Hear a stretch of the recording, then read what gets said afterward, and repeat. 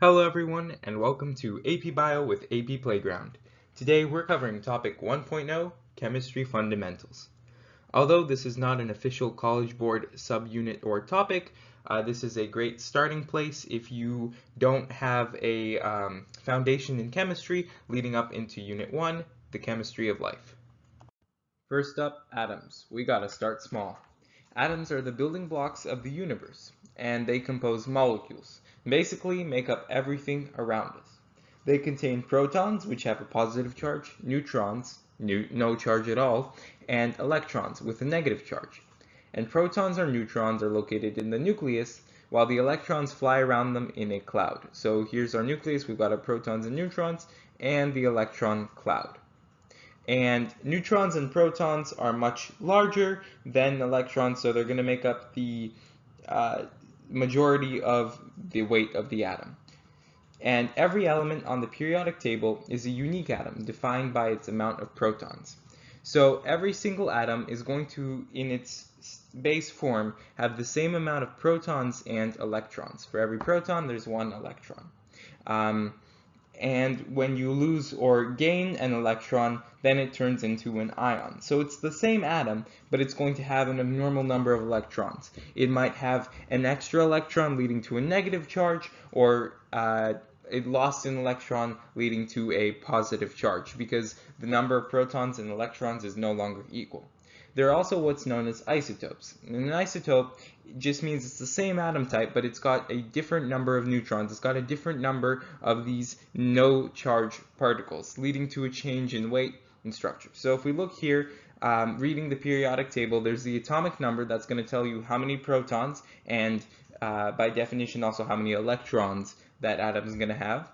You're going to get your symbol, the name of the element, and then the atomic weight, which is the average weight of all the isotopes based on the frequency they appear in nature. And if you've got a higher decimal, that means there's going to be a lot more isotopes involved. Okay, also got to know valence. And an element's position on the periodic table is going to determine the element's valence. So here we have groups and periods. Periods are going to show you how many electron shells each element has, while groups are going to help you determine the valence. So the valence is the amount of bonds that an element can form based on its outermost electron shell, also known as the valence shell. So if you look at, for instance, the element carbon, which has an atomic number of 6, meaning 6 protons and 6 electrons.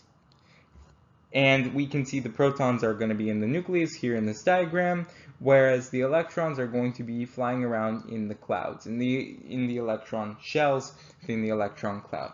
Now, we know that carbon's got 2 electron shells. We can see that because it's in the second period, and the first shell can hold up to 2 electrons, while the second shell, this being the outermost shell, so the valence shell, can hold up to 8 electrons.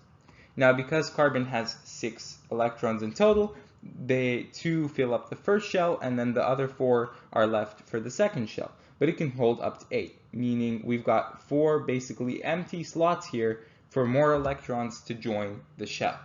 So that means that carbon has this valence of 4. It can form 4 bonds by sharing electrons with other atoms. It can form up to 4 bonds because of these 4 empty spaces in its valence shell. Next up, bonding. First of all, we're going to talk about covalent bonds. These are strong bonds between atoms where electrons are shared. Remember that these are strong bonds. They're basically the strongest bonds we're going to be seeing in biology. So remember when we talked about valence and we determined that there's a certain number of electrons in the outermost electron shell of an atom and a certain number of quote-unquote empty slots or spaces.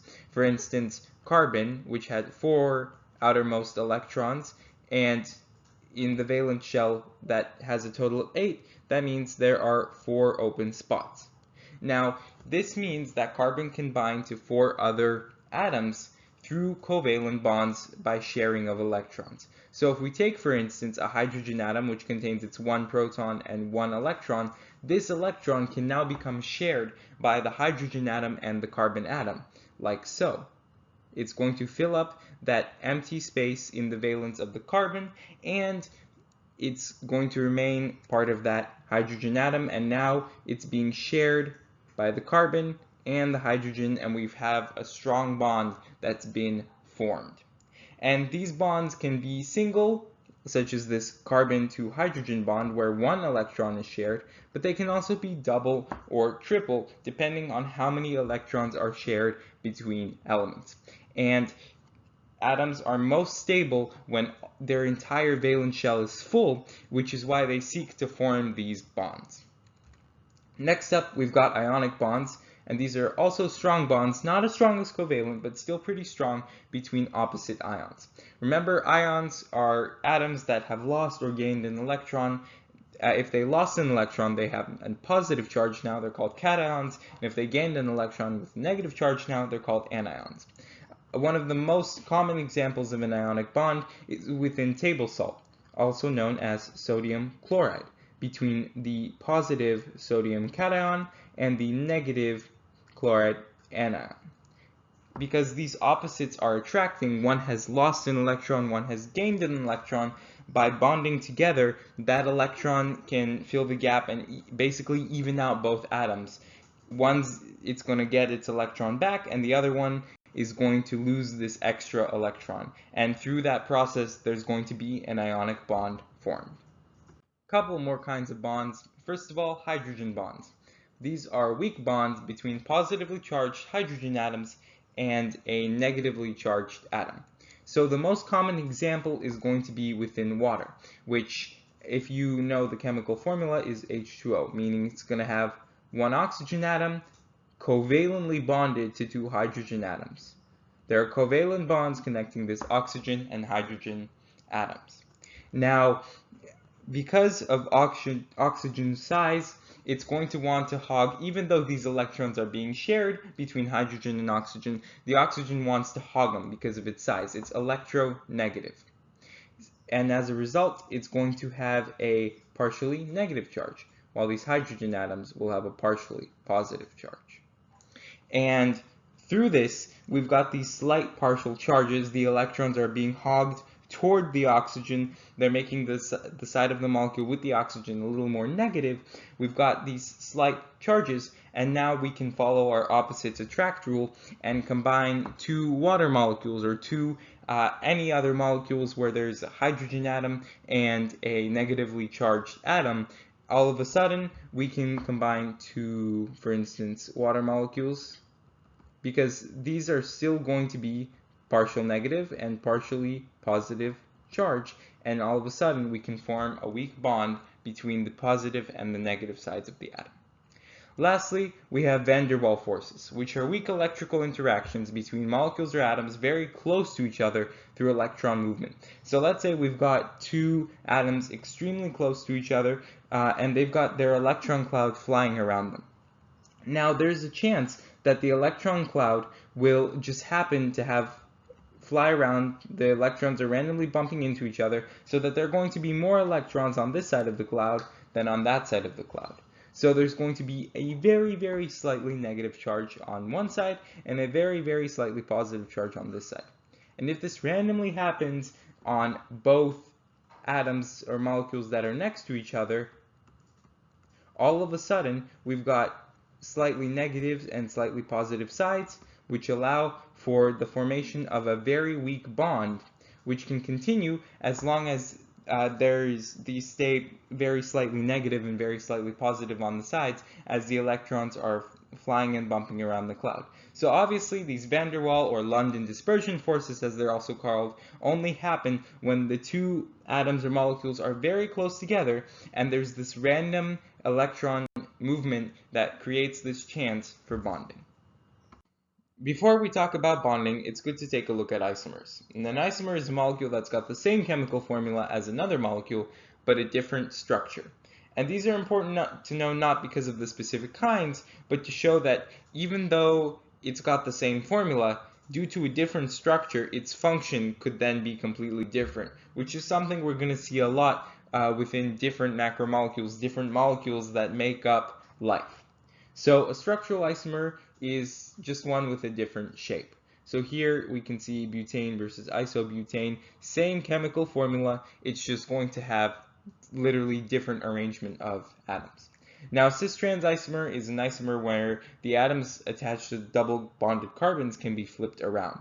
So here we have a carbon double bonded to each other, meaning it's going to be a stronger bond than single, and we have both of these atoms attached are going to be facing in the same direction. So it's going to be a cis isomer, because cis meaning same. Whereas if we flip one around, one of these is not facing in the same direction, we lead to a trans isomer. And lastly, an enantiomer is just an isomer that's a mirror image. Now we need to talk about pH. Occasionally, a proton or a hydrogen ion dissociates or leaves a molecule, resulting in only the electron being left. What this means is, when we look at a hydrogen atom, it's only going to have one proton and one electron around it. So when the proton leaves, the hydrogen ion, basically, this proton right here, all that's left is the electron, because the hydrogen atom is only composed of the electron and the proton. And this proton can then join other molecules, forming an ion with a positive charge, whereas here we're just left with an electron. So if we have, for instance, a water molecule, H2O, which is missing a proton, it's going to be called a hydroxide ion. And the chemical formula for that is OH minus, because the oxygen's remaining, but instead of having two hydrogen atoms, we've got one hydrogen atom and an electron. And a water molecule with an extra proton is known as a hydronium ion, where we go from H2O to H3O+, because our oxygen's still there, but instead of two hydrogen atoms, we're adding a proton, an H+. However, this is quite rare. In pure water, only 1 in 554 million hydrogen ions are going to leave their molecule or dissociate to join another. And if we're going to measure this in moles, which is a value used to measure molecules, it's 10 to the negative 7th of a mole of hydrogen ions which dissociate per mole of water. Now, pH, also known as potential of hydrogen, is this rate or value of dissociating hydrogen ions in whatever substance you have. And you can find this by taking the negative log of the concentration of hydrogen ions. So if we plug our 10 to the negative 7 into the equation, we get that pure water is going to have a pH of 7, which is known as the neutral pH. And substances can have more or less pH than 7, which would make them acids or bases, which we'll talk about now. So acids have an excess amount of hydrogen ions. They're going to have a greater concentration of these dissociated hydrogen ions, and this is going to lower the pH below our neutral 7, which is pure water. So acids are going to be the lower pH, whereas bases have a lack of these hydrogen ions, resulting in technically having more hydroxide ions. And this is going to increase the pH above 7, so you might see called alkaline substances, but basic substances have a pH of above 7. And acidic molecules donate hydrogen ions because they have an excess amount of them, while basic molecules can accept hydrogen ions because they're missing some. And because pH is calculated with a logarithm, a change in pH is a tenfold change in the concentration of these dissociated hydrogen ions.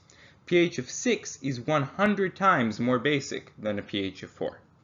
Lastly, buffers are substances that minimize changes in pH by being able to accept and donate hydrogen ions, so they're able to regulate in case the pH changes and the substance becomes more acidic or more basic. So here we go, chemistry fundamentals review. Gotta know what an atom is and its protons, neutrons, electrons. You gotta know about valence shells and valence of the atom. You need to know about isomers, and you also need to know about bonding, including covalent, ionic, hydrogen, and van der Waals forces.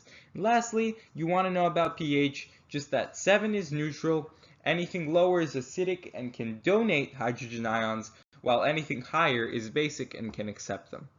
Hope this was helpful, and we'll see you in Unit 1.